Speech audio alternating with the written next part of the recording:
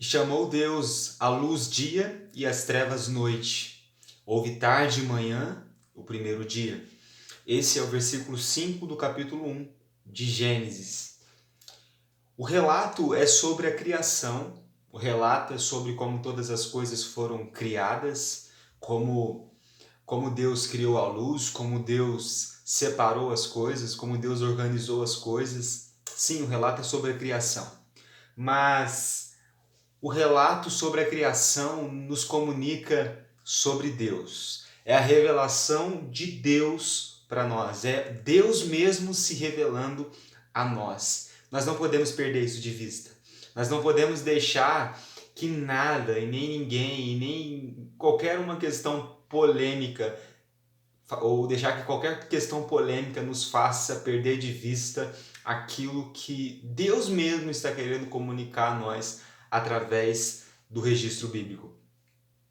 O propósito de Gênesis, o propósito do livro de Gênesis ter sido escrito, bem como os outros livros do Pentateuco, e por que não dizer toda a Bíblia, mas especialmente para nós aqui agora, o propósito do livro de Gênesis ter sido escrito foi para que erros e equívocos que já existiam entre o povo no princípio, nos primeiros dias da criação, fossem corrigidos. Moisés escreve um relato, um registro sob inspiração de Deus, falando sobre como todas as coisas foram criadas para que as pessoas, para que o povo soubesse que existe um Deus apenas, para que o povo soubesse que Deus é o Criador de todas as coisas e para que erros que eles estavam cometendo ou ideias equivocadas fossem corrigidas. Esse é o grande propósito da Escritura, esse é o grande propósito do livro de Gênesis. Então nós não podemos perder de vista esse propósito que ainda continua sendo válido para nós hoje. Nós não podemos nos envolver em questões secundárias e não reveladas e deixar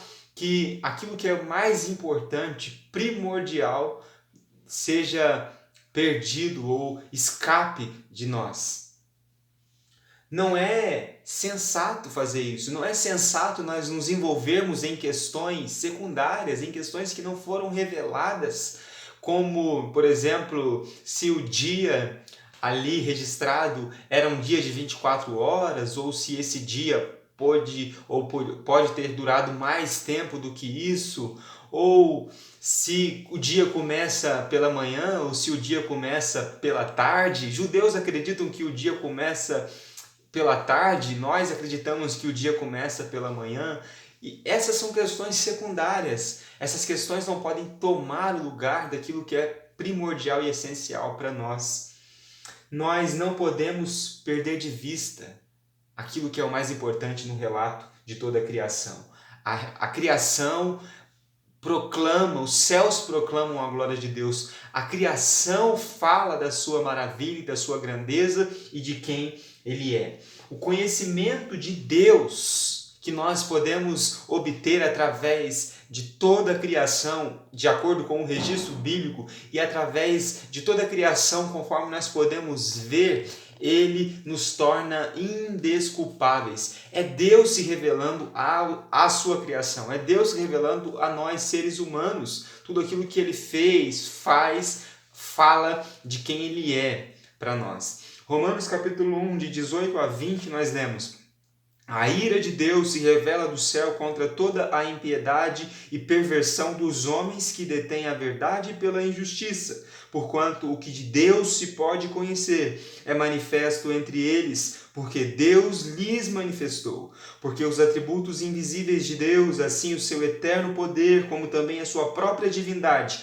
claramente se reconhecem desde o princípio do mundo, sendo percebidos por meio das coisas que foram criadas. Tais homens são, por isso, indesculpáveis. Esse é um texto que foi escrito pelo apóstolo Paulo no capítulo 1 de Romanos, já dizendo para judeus e gentios, para todos, que a criação revela quem Deus é. E todo o registro bíblico sobre a criação e todas as coisas que foram criadas Quando nós, seres humanos, temos acesso a essas coisas, nós automaticamente agora estamos indesculpáveis, somos indesculpáveis diante desse Deus grandioso, pois a criação revela quem Ele é, pois Ele se fez conhecido a nós através de tudo aquilo que Ele criou. Como Deus Criador, Ele é o único que possui a autoridade para poder criar, mas não apenas criar, mas para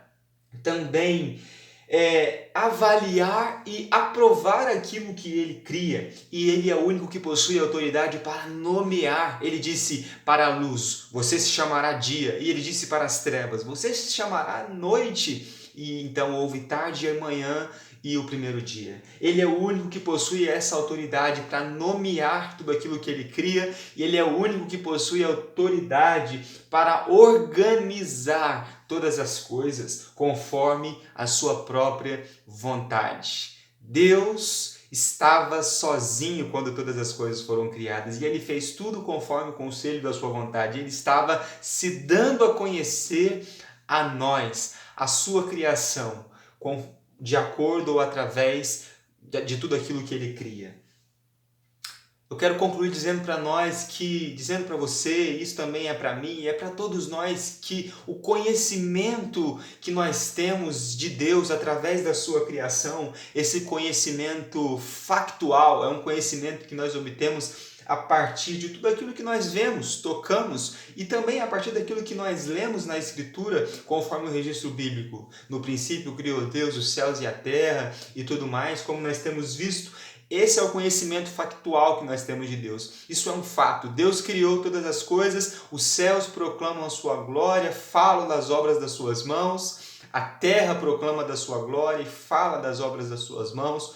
Nós mesmos também testemunhamos, testificamos de Deus, pois Ele é quem nos criou. Então esse é um conhecimento factual, mas que esse conhecimento factual que nós podemos ter de Deus a partir de tudo aquilo que Ele cria, possa também nos levar a um conhecimento relacional com Deus. Pois é só a partir do momento em que nós obtivermos um conhecimento relacional com Deus, é que nós então poderemos ter essa intimidade e de fato essa relação com Ele, pois Ele é esse Deus pessoal que se revela a nós, mas que também quer se relacionar conosco por meio do seu Filho Jesus Cristo. Então que o conhecimento factual de Deus nos leve ao conhecimento salvífico de Deus, o conhecimento relacional de Deus, pois todos aqueles que vivem nesse mundo possuem o conhecimento factual, mas só aqueles que depositam fé em Cristo Jesus e que, ao olhar para tudo aquilo que Deus cria, o temem e tremem diante da sua grandeza, e então entendem que são pecadores, destituídos da glória de Deus, separados de Deus, pequenos diante de um Deus tão grande, então depositam toda a sua confiança e esperança em Cristo, aquele que foi enviado por esse Deus que criou todas as coisas, enviado a esse mundo para nos reconciliar com Ele, pois nós estávamos separados, inimigos de Deus, caídos e mortos em nossos próprios pecados. Ao olhar para toda a criação e reconhecer quem nós somos e quem esse Deus é, depositando fé em Jesus, podemos então ter conhecimento salvífico de Deus, conhecimento relacional de Deus. Eu oro para que você e eu tenhamos cada dia uma relação mais íntima e profunda com Deus através da Escritura e de tudo aquilo que Ele nos revela nela. Eu quero orar mais uma vez nesse momento, encerrando esse quinto vídeo, esse quinto devocional da série que nós vamos fazendo aqui em Gênesis, no versículo 5 nós estamos hoje, pretendemos continuar. Eu quero orar para terminar essa palavra. Ó Senhor Deus e Pai, em nome de Jesus, eu peço que o Senhor dê a cada um de nós o conhecimento, não só o conhecimento factual, mas o conhecimento relacional do Senhor. O conhecimento relacional que só é possível por meio de Jesus Cristo, seu Filho, que ao olhar para toda a sua criação, nós sejamos levados a Te adorar e também a Te servir e a viver para a Tua glória. Eu te peço em nome de Jesus. Amém. Esse foi o quinto vídeo dessa série de devocionais em Gênesis. Eu espero que sirva para a edificação e o seu crescimento. Até o próximo vídeo.